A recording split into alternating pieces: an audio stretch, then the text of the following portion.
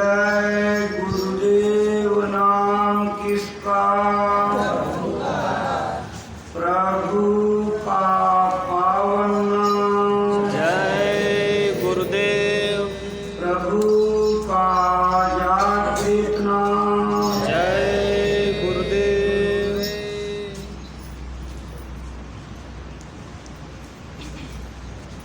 अनंत सत्ता के स्वामी दयालुदाता परम पूज्य स्वामी जी महाराज के पावन चरण कमलों में अनंतों अनंत प्रणाम। गुरु महाराज की दया कृपा के आधार हमारी संस्था के प्रमुख पूज्य महाराज जी को कोटिशः नमन। संस्था के वरिष्ठ सम्माननीय पदाधिकारी सदस्य, आप सभी सम्मानित गुरु महाराज के लिए निरंतर तड़प और विरह के साथ उनकी याद में डूबे रहने की कोशिश करने वाले आप सभी साधक भाई बहनों, बच्चे बच्चियों, धर्म प्राण सज्जनों, सबको सादर हार्दिक जय। गुरु महाराज को याद करते हुए एक छोटी सी गुरु वंदना आप करेंगे और जो लोग इस आवाज को सुन रहे हैं इस प्रार्थना को करते सुनते हुए दर्शन मंच की तरफ आने की कोशिश करेंगे। कुछ गुरु महाराज के वचन वाणियों की चर्चा हो जाए। आप सभी लोग बोलिए जय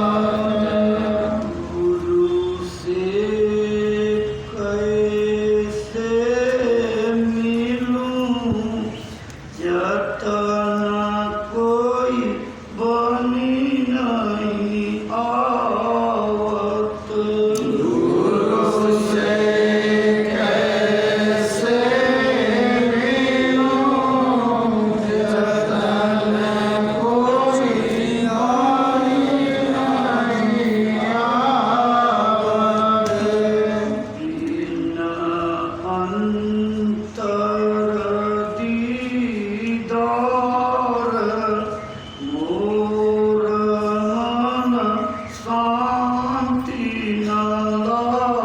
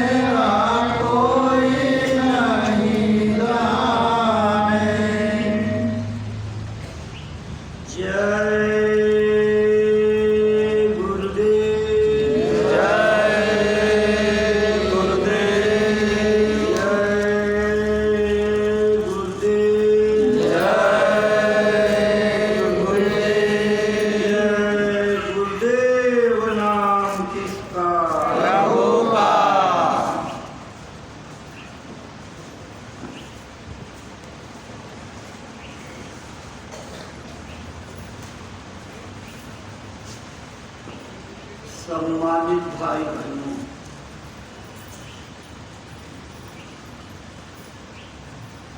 इस संसार में संत महात्मा लोगों को जगाने के लिए आते हैं।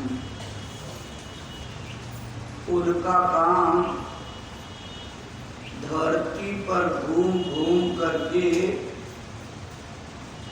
बेहोश और अचेत जीवों के अंदर चेतना जगाना, अपने मालिक से मिलने के लिए प्रेम पैदा करना, उनको रास्ता दे करके परमार्थ के रास्ते पर चलाना, ये संतों का काम होता है। वास्तव में जीव के सच्चे हितैषी संत महात्मा ही होते हैं और संसार में दूसरा कोई हमारा हमदर्द नहीं, क्योंकि उनका प्रेम, उनका लगाव हमारी जीवात्मा से होता है। उनकी नजर में शरीर का कोई महत्व नहीं, अमीर गरीब नहीं देखते, गोरा काला नहीं देखते, छोटा बड़ा नहीं देखते, जाति कौम मजहब पर उनकी नजर नहीं होती। वो सबको मनुष्य समझते और सबके अंदर परमात्मा की अंश जीवात्मा को देखते। इसलिए उनका प्रेम सबसे बराबर होता, चाहे हम गलती और गुनाहों में ही क्यों न सने हों। लेकिन महापुरुष किसी से घृणा नहीं करते, उनके अंदर नफरत की कोई भी एक बूंद नहीं होती। वो सदा जीव की रक्षा के लिए तत्पर रहते हैं और उनके जीवन का एक एक कण, एक एक सांस जीव के उत्थान के लिए होती है। हम उनकी लीला को, उनकी मौज मर्जी को,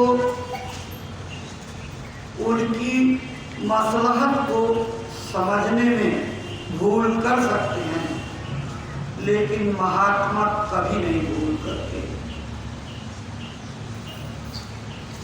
वो समता की दृष्टि से सबको देखते हैं,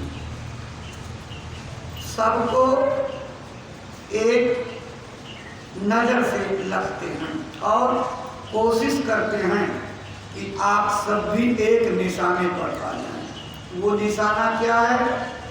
इस जीवन में जब तक हमारी सांसें हैं, इन्हीं सांसों के रहने की सीमा में हम अपना काम बना दें। अपना काम क्या है? जीते जी इस जीवात्मा को निकाल करके मालिक के पास पहुंच जाना। केवल एक काम के लिए ये शरीर मिला और हर महात्मा का यही मूल पाठ रहा। आप जब किताबों को पढ़ेंगे, उनकी वाणियों को उलट करके देखेंगे या उनके सत्संग वचनों को सुनेंगे, पढ़ेंगे, तो सबका मूल पाठ एक ही मिलेगा। वह चाहे हिंदू जाति में आए महात्मा हों, चाहे मुसलमान जाति में आए हों, सिख ईसाई पारसी में आए हों, लेकिन जीवों का हित चाहने वाले महात्मा का एकमात्र निशाना होता है और एक ही शिक्षा सबको देते हैं। वो क्या?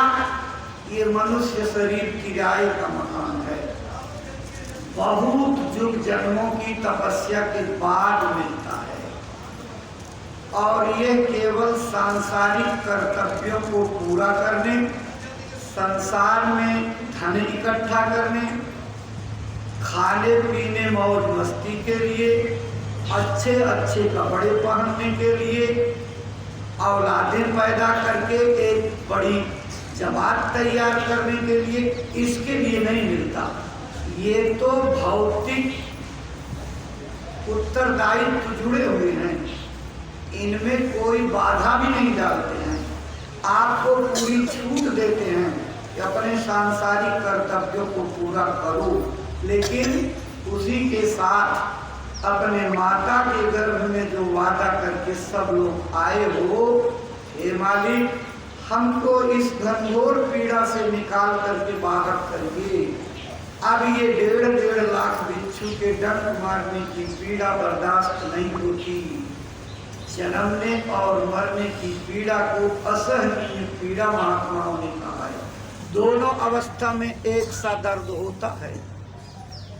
मतलब यह है कि जन्मते वक्त और मरते वक्त दोनों वक्त में समान पीड़ा होती है। अगर इस पीड़ा से बचना है तो किसी महात्मा की तलाश करिए, सच्चे सद्गुरु की खोज करिए, वो आपको इस पीड़ा से निकलने का रास्ता बताएंगे। पीड़ा क्यों होती है? जीवात्मा शब्द और प्रकाश का अकूत भंडार है। उसकी तीव्रता, उसका जोर इस 5 तत्वों के बने हुए शरीर को जब डाली जाती है तो बर्दाश्त नहीं होता है। जैसे आपको सुई लगाने के लिए डॉक्टर इंजेक्शन लेकर के तैयार होता है तो आप देख करके कांप जाते हो। क्यों? आप पहले से भुक्तभोगी हो या उसकी इंजेक्शन से डर लगता कि मेरे शरीर में चुभेगी, और जब डाली जाती है सुई तो आपको हल्का सा दर्द महसूस होता है। ये सहन की सीमा में है। लेकिन अगर कल्पना कीजिए इस सुई की जगह खेत जोतने वाले फार को अगर चुभा दिया जाए तो आपको कितना दर्द होगा? अतिशय दर्द होगा।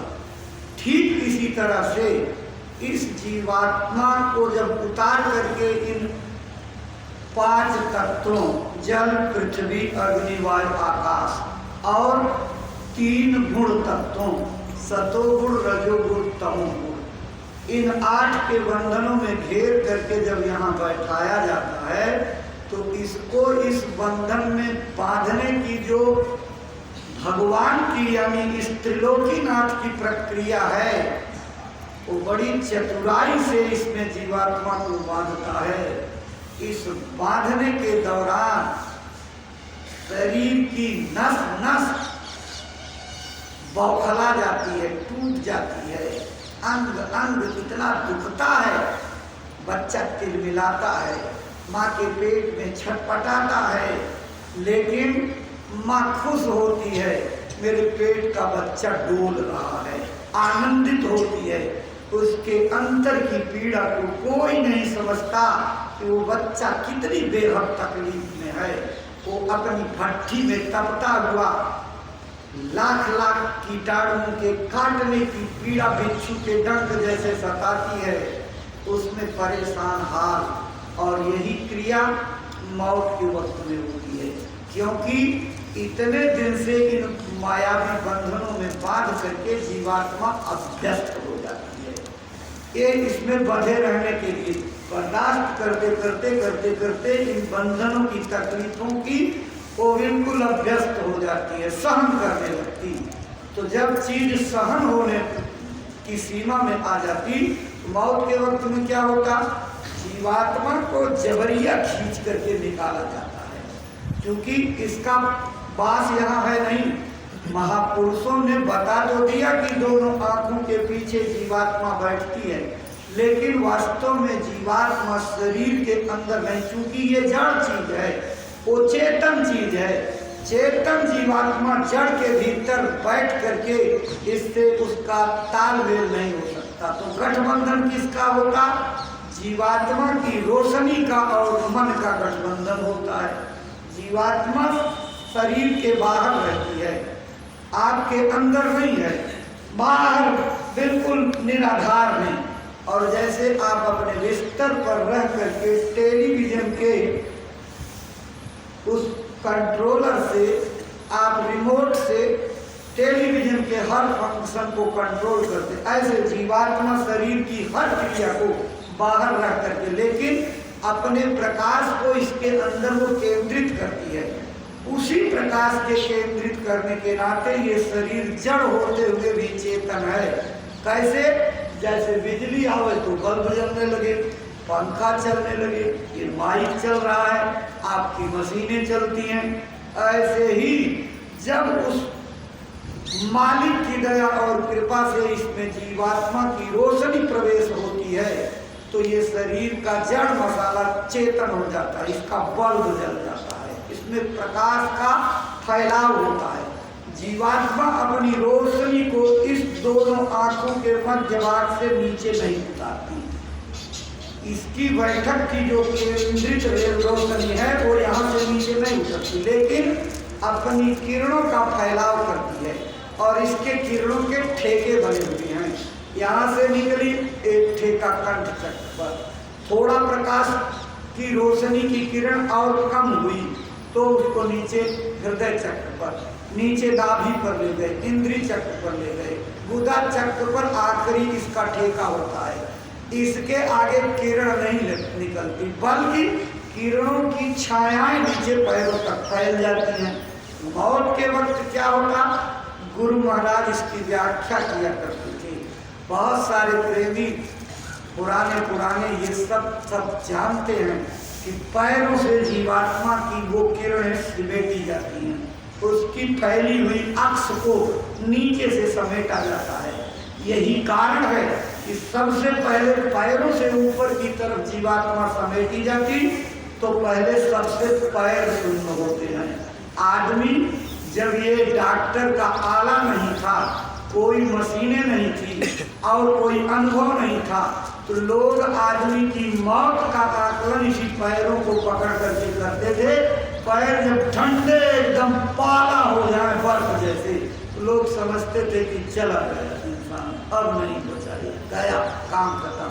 धीरे धीरे ये जीवात्मा जब समेटती है तो गुरु महाराज कहते हैं एक एक नसों को समेटने में ये चटाई की तरह समेटी जाती है। गुरु महाराज ने कहा जैसे चटाई बटोरती हो ऐसे प्रकाश लपेट लपेट करके ऊपर की तरफ फैलाया जाता है और बेहद पीड़ा गुरु महाराज कहते, महाराज जी भी सुना रहे हैं कि एक एक नसों के टूटने में ऐसी पीड़ा होती है कि जैसे एटम बम फूट रहे हैं। तो इसमें क्या है? इसमें एटम बम फूटने में कोई धमाका नहीं, आपकी नसों के टूटने में धमाका होता है। तो जीवात्मा जबरिया निकाली जाती है, जबरदस्ती इसमें से निकाल कर। अब हम इतने दिन के इसमें बंधे हुए निकलना नहीं चाहते, छोड़ना नहीं चाहते, क्योंकि इतने दिन इसके साथ रहते रहते मोह हो जाता है। जैसे संसार में मोह परिवार के साथ, वैसे इन तत्वों के साथ, जड़ मसाले के साथ हमारा मोह हो जाता। महात्मा यही समझाते हैं कि जबरिया जब जीवात्मा निकाली जाती तो तकलीफ होती है। आपको इस पीड़ा से बचाने के लिए वो सारे जीवन उपाय करते हैं। क्या करते हैं कि अभ्यास करके इस जीवात्मा को अंदर की ओर चलो, देखो, जगाओ और कुछ न कुछ इसके अंदर ताकत उतार लो। ताकत उतार करके इन दोनों आंखों से कुछ ऊपर उठो। आप बाहर भटकते जा रहे हो, बाहर मत भटको। बाहर जाने पर किसी को कुछ नहीं मिलेगा। महात्माओं ने किताबों में लिख छोड़ा, एक नहीं कलम तोड़ डाली।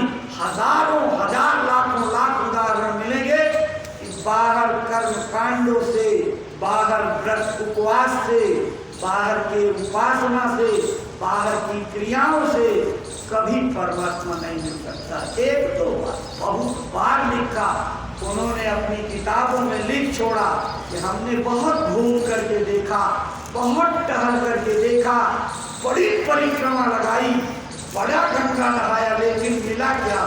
7 पुरी हम देखे चारिम धाम, देखे चारिम धाम, सबन माँ पाथर पानी, कर्मन के बस पड़े मुक्ति की राह बुलानी। मैंने 7 पुरियों को, 4 धामों को, सारे तीर्थों को घूम घूम करके देखा और जब उसका निचोड़ निकला तो ये निकला कि सब में पत्थर और पानी। अगर आप जड़ की आशा से जीवन भर पूजा करते रहोगे तो जड़ में वासा, इसलिए आशा चेतन की बांधो, जीवात्मा को अपने मालिक के घर पहुंचाने का जतन करो। इसी के लिए ये नाम की अनमोल दौलत आपको बख्शीश गुरु महाराज ने दी। आज महाराज जी दे रहे हैं, रोज रोज दया हो रही है। इस दौलत को इसीलिए दिया जा रहा, अपने जीवन के भाग्य को जगाओ, थोड़ा सा संसार का प्रेम कम करो, दुनिया का मोह घटाओ और बैठ जाओ अपनी जीवात्मा पर दया कर लो।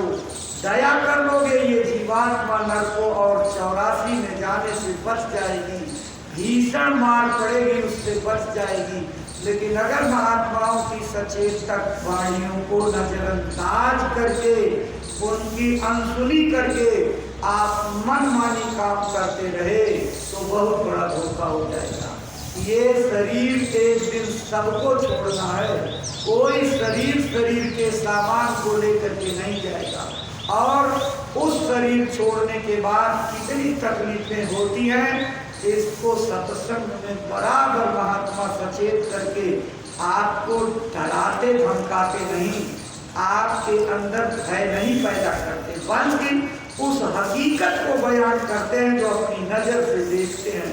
उस पीड़ा को देख करके कहते हैं, बड़े बड़े चक्रवर्ती राजा, बड़े बड़े मठों के महंत, बड़े बड़े धर्माचार्य, बड़े बड़े पुजारी, वहाँ सदियां बीत गई, शताब्दियों के बाद जो है अब तक मार खा रहे हैं, कब छुटकारा मिलेगा? तो जीव के सच्चे हितैषी संत होते हैं, हमको निकालने और हमारा बेड़ा पार करने की दया करने के लिए आते हैं।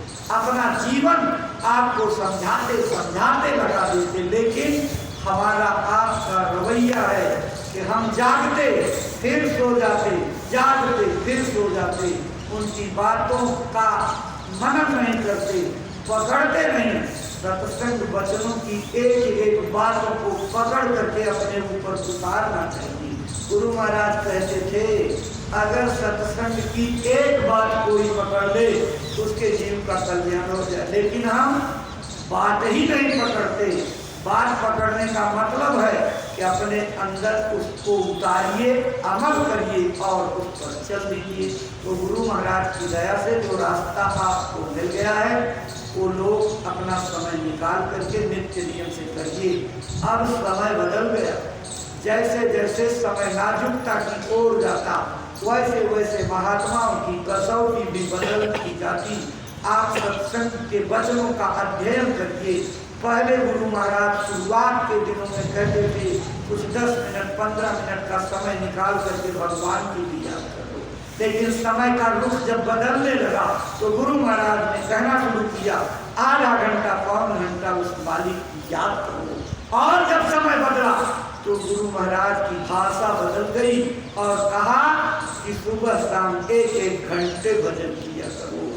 आज समय के जागृत और गुरु महाराज के द्वारा सौंपी गई जिम्मेदारी को निभा रहे पूज्य महाराज जी ने समय की नाजुकता को देखते हुए आप परिवार की लोगों को ये हिदायत दी कि कम से कम 3 घंटा भजन कीर्तन समय दीजिए, क्योंकि उन्हें आने वाला भयंकर समय दिखाई पड़ता है।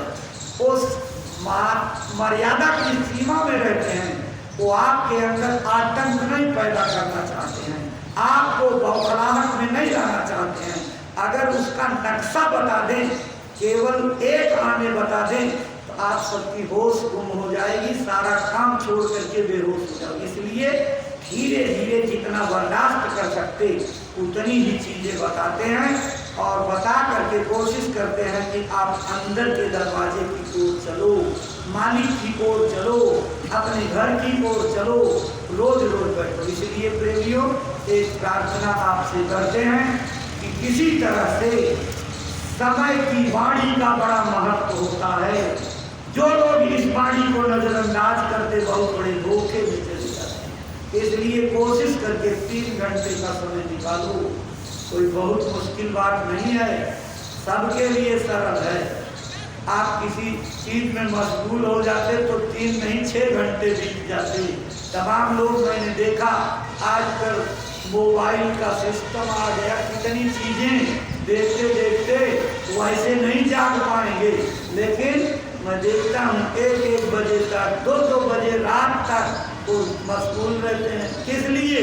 उसमें मन की खुराक मिलती है। ऐ प्रेमी भाई बहनों, ये मन की खुराक आपको पचड़े में पड़ाने वाली है, जंजाल में लेकर के डूब जाने वाली है। इसलिए मन की खुराक में अगर आप समय दे सकते हो, आत्मा की खुराक के लिए समय निकालो और 3 घंटा महाराज जी की हिदायत के अनुसार ध्यान भजन सुमिरन में आवश्यक रूप से दीजिए, तब घट का पर्दा खुलेगा। आपको सुनाई दिखाई दे न दे, लेकिन हुक्म तो बजाओ। अगर हुक्म बजाओगे तो एक बहुत बड़ा संकेत पूज्य महाराज जी ने किया है कि जीवों को तारना महापुरुषों की मौज के अधीन होता है। किस गुण पर किस आदेश पालन से खुश हो जाएं, ये महापुरुष के ऊपर निर्भर करता है, और किस रवैये से किस तरीके से आपका बेड़ा पार कर दें, ये महात्मा पर निर्भर करता है। वैसे साधन भजन करना आज के मलिन युग में जीवों के लिए बहुत कठिन बात है। अच्छे समय में लोग माया के द्वारा लूट लिए गए, गिरा दिए गए, आपके ऊपर भी जोर मारेगी। लेकिन अगर गुरु का सहारा, गुरु की शरण, गुरु का विश्वास, गुरु की याद और गुरु के वचनों का अमल हथियार के रूप में आपके साथ रहेगा तो कोई फटक नहीं सकता। माया दूर से देख करके चली जाएगी। गुरु महाराज ने कहा कि अगर आप जय गुरुदेव नाम की रट अंतर में उतार लीजिए तो मौत के वक्त जब दूत जय गुरुदेव नाम सांस पर बोलते हुए देख करके नजदीक नहीं आएंगे, दूर ही दूर भाग करके चले जाएंगे। तो गुरु महाराज ने तो बहुत सचेत किया, उसकी वाणी को याद करके, और जो समय पर आदेश हो रहा है गाँव गोद लेकर के एक गाँव को परमार्थी यानी सत्संगी बनाने का, इसको प्रेमियों हल्के से मत लीजिए। बहुत बड़ी जिम्मेदारी का काम है आपके ऊपर और इसी में आपका सारा परमार्थ निहित है। तो आप गांव को इस तरह से गोद लीजिए जैसे बच्चे गोद लिए जाते हैं। ये नहीं कि एक बार किताब बांट के चले आए, फेरी लगा करके चले आए, सत्संग करके चले आए, ऐसा नहीं। जैसे गोद लिया गया बच्चा तो नाक बहेगी तो पोछना है, बीमार हो गया तो उसकी दवा करानी है, कहीं पेट से दस्त होने लगी है तो उसको साफ भी करना है, और उसकी पढ़ाई लिखाई से लेकर के आखिरी समय तक जिम्मेदारी बनती है। ऐसे आप उस गांव के मुखिया हो, उस गांव के राजा हो, उस गांव के प्रधान हो, उस गांव के सबसे बड़े आप जिम्मेदार हो जिस गांव को आपने गोद लिया है। इसलिए उस गांव के एक आदमी को शाकाहारी नशा मुक्त बना करके भजना नंदी बनाने का इतना ऊंचा संकल्प लीजिए। अब आपको असंभव नहीं लगना चाहिए, आपके लिए असंभव हो सकता, लेकिन गुरु की दया के लिए, महाराज जी की कृपा के लिए कोई चीज असंभव नहीं है। असंभव को संभव करके क्या हनुमान जी के बस का था लंका फूंक देते, समुद्र को पार कर लेते, लेकिन दया के बल भरोसे वो सब काम कर गए, असंभव को संभव कर दिया। आप भी असंभव को संभव कर दोगे उस दया के बल भरोसे जो इस समय गुरु महाराज के खंबे से पूज्य महाराज जी की वाणी से निकल रही है। आप उनकी बातों पर विश्वास करिए, वचनों पर अमल करिए और अपने अंदर एक जुनून पैदा कर लीजिए शौक अपने जीवन का कि हमको इस गांव के हर आदमी को सत्संगी बना देना है, हर गांव को एक आदमी को सत्संगी बना देना है। आपकी बात को अभी लोग सुनेंगे नहीं, सुनना नहीं चाहेंगे, लेकिन फकीर के फेरे की तरह से रोज आप रगड़ करते रहो, रोज रगड़ करते रहो। निराश कभी मत होना, ऊबरा कभी मत, थकाई का नाम मत लेना। अगर थक जाओगे तो बर्बाद भी रह जाएगा। इसलिए थकना नहीं प्रेमियों, रगड़ करते रहो, आते जाते रहो, निरंतर संपर्क करते रहो। एक न एक दिन अगर रोज भीख मांगते, कबीर साहब को झाड़ू लगाने वाली महिला कूड़ा दे सकती है तो देने की आदत पड़ जाएगी। ऐसे आपकी बातों पर लोग अमल करेंगे और धीरे धीरे मन बना देंगे। 10 आएंगे, 20 आएंगे, 50 आएंगे, 100 आएंगे। एक दिन आपका संकल्प गुरु महाराज की दया से फलीभूत होगा, पूरा गांव टूट पड़ेगा। अभी तो भजन सबको करना पड़ेगा, परिस्थितियां इतना मजबूर कर देंगी। आज आपको गांव में संदेश पहुंचाना पड़ रहा है, तब कोई संदेश नहीं पहुंचाना पड़ेगा। भगदड़ मच जाएगी, लोग महात्माओं की खोज में दौड़ पड़ेंगे, सारा संसार का सुख छोड़ देंगे, कहेंगे कहाँ महात्मा मिलेंगे। उस समय इन संदेशों की कीमत होगी। आज कोई कीमत नहीं समझ रहा। क्यों? अभी लोग जो है समझते हैं हम पार हो गए, हम उबर गए। एक बीमारी आई, अब थोड़ी हल्की पड़ गई तो फिर ठंडे हो गए, फिर जो है उनके सब नियम कानूनों की अनदेखी करने लगे, परहेज खत्म हो गया। ये चीज आगे आने वाले समय में लोगों को विवश करेगी। लेकिन आप ज्यादा नुकसान जो होने वाला है उसमें कोशिश करो कितने अधिक से अधिक नुकसान को बचा लो। आपका ये प्रचार, आपका गांव में जाना आने वाली भयंकर मुसीबतों को गुरु महाराज की दया के द्वारा बचाया जाएगा। आपसे आने वाली विपत्ति रोकी जाएगी। ये आपको गांव गांव भेजा जा रहा है, ये पूरी मानवता के हित का इसमें कल्याण छिपा हुआ है। आप इसको केवल एक ये मत समझना, ये शरीर की सेवा बड़ी महत्वपूर्ण सेवा है। इसमें पूरे संसार का, मानवता का कल्याण छिपा है, सबका परमार्थ छिपा है। इसलिए इसको हल्के से मत लो, बराबर रगड़ मारते रहो, आते जाते रहो और नए लोगों को तैयार करके किसी तरह ला करके पटको गुरु महाराज के दरबार में। यहाँ तक पहुँचाना हमारा आपका काम है। बाकी अब साधना वो गुरु महाराज का और पूज्य महाराज जी का काम है। वो जीवात्मा की डोर को कैसे पकड़ करके खींचेंगे ये उनका काम है। लेकिन आपका जो कर्म कर्जा उन लोगों पर लगा हुआ, उसको उतारने के लिए व्यवहारिक रूप से आपको मेहनत करनी पड़ेगी। आप अभी मेहनत नहीं करोगे तो पता नहीं किस जन्म तक आपसे मेहनत कराई जाएगी। ये समझ लीजिए, करना आपको ही है, चाहे ची करके करो चाहे पी करके करो, लेकिन ये सेवा आपसे ही लेनी है। इसी जन्म में कर लो, क्यों कई जन्म तक सेवा करनी पड़े।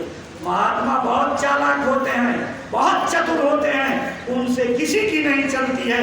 वो जो संकल्प बना लेते हैं, जिससे जो काम लेने का मन बना लेते हैं, आप भागते रहिए, लेकिन दरवाजे पर लाकर, घाट पर ला करके आपसे ही कराएंगे। अरे प्रेमियों, कई जन्मों तक इस काम को क्यों लटकाया जाए? इसी जन्म में करके अपना काम बना लो, परमार्थ भी बन जाएगा, सेवा भी हो जाएगी और आदेश के पालन से न जाने कैसे खुश हो जाए और हमारा आपका बेड़ा पार कर दे। इसलिए प्रेमी भाई बहनों, फिकर आदेश पालन की करिए, यही असली भक्ति है। गांव गांव से लोगों को जगाइए, अपने गांव में एकदम धूम मचा दीजिए। गांव के लोगों में एकदम जैसे आपके अंदर उसका जुनून चढ़ जाए, खुमारी चढ़ जाए, जैसे त्योहार की चढ़ती, किसी मेले में जाने की चढ़ती, इसी तरह से आपके अंदर एक रौनक भर जाए। इस गांव के लोगों को जगा करके मथुरा ले चलना, नाम दान दिलाना। जब आपके शरीर की रग रग में वो समाया रहेगा तो अपना गृहस्थी का काम करने के बाद आप 1 घंटे उस गांव में रोज जाने लगोगी, रोज जाने लगोगी। और जब रोज रोज रोज रोज जाओगे, एक दिन लोगों के दिल पिघल जाएंगे और कहेंगे चलो रोजे रोज ये रगड़ करता है तो चलो एक बार मथुरा देख आए। और जब आकर के देखेंगे, गुरु महाराज की दया से पूज्य महाराज जी उन पर ठप्पा लगा देंगे, मोहर लग जाएगी। तो जीव पर जब मोहर लग जाती है तो चाहे जितनी रस्सी छुड़ा करके भागे वो भाग नहीं सकता। डोरी जब खींचेगी तो भाग करके दरबार में टूट पड़ेंगे। इसलिए डोरी गुरु महाराज से जीव की जोड़ने के लिए आपकी भूमिका है, यही आपका कर्जा है। इस कर्म कर्जे को उतारने में कोशिश करिए। सब लोग जुटिए, ये काम नहीं है। सबका अपना अपना बोझा है। पति पत्नी का बोझा नहीं उठाएगा, बाप बेटे का बोझा नहीं उठाएगा, भाई बहन का बोझा नहीं उठाएगा। सब अपने अपने बोझों को उतारने के लिए कोशिश करिए। सब इस संदेश को लेकर के पहुंचिए। ये मत समझना कि घर का एक आदमी प्रचार में जाता है तो सारे घर का बेड़ा पार हो जाएगा। जी नहीं, सब लोग अपना अपना काम करिए, क्योंकि जीवात्मा का बोझा आपकी सेवा से उतरेगा। इसलिए बहनें माताएं भी जाएं और बहनों माताओं को जगाएं, बच्चियां जाएं बच्चियों को जगाएं, नौजवान छात्र युवा संगठन के आगे जुड़ करके उसकी डोरी पकड़ करके उसके साथ हो करके नौजवान बच्चों को जगाना, सबको जगाने की जरूरत है। हम उम्र आदमी बुजुर्ग की बात सुन लेता, बहनें बहनों की बात सुन लेती और बच्चों की बात बच्चे सुनते हैं। अब बच्चों को कोई 80 साल का बुढ़ा समझावे तो उसको समझ में नहीं आएगा, लेकिन जब हम उम्र की हमजोली बात होती है बात बहुत जल्दी पकड़ में आती है। इसलिए अपने अपने नौजवान बच्चों को भी सेवा में लगाइए।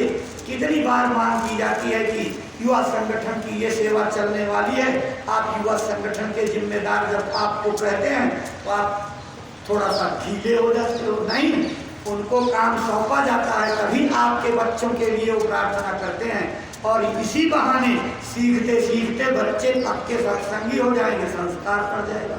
तो बच्चों को कभी सेवा में आने से रोकना नहीं। जब भी युवा संगठन की महिलाओं की टीम मांगी जाए, बच्चों की टीम मांगी जाए, तो खुले दिल से अपने अपने बच्चों को दीजिए। उनमें अच्छे संस्कार पड़ेंगे, चीज सीख जाएंगे, गुरु महाराज के दरबार से जुड़ करके बुढ़ाई बेला में आपकी मदद करेंगे। इसलिए प्रेमी भाई बहनों, आपकी सेवा का समय हो रहा है। थोड़े में समझाया गया है, समझना ज्यादा। आप इस कार्यवाही को करने में अपने को उतारू कर लीजिए, तभी बनेगा। बिना सेवा से कोई कार्य नहीं बनने वाला। सेवा ही सब परमार्थ को बना देगी। सब लोग मालिक के नाम को बोलिए, त्रुटियों को क्षमा करिएगा। जय गुरुदेव।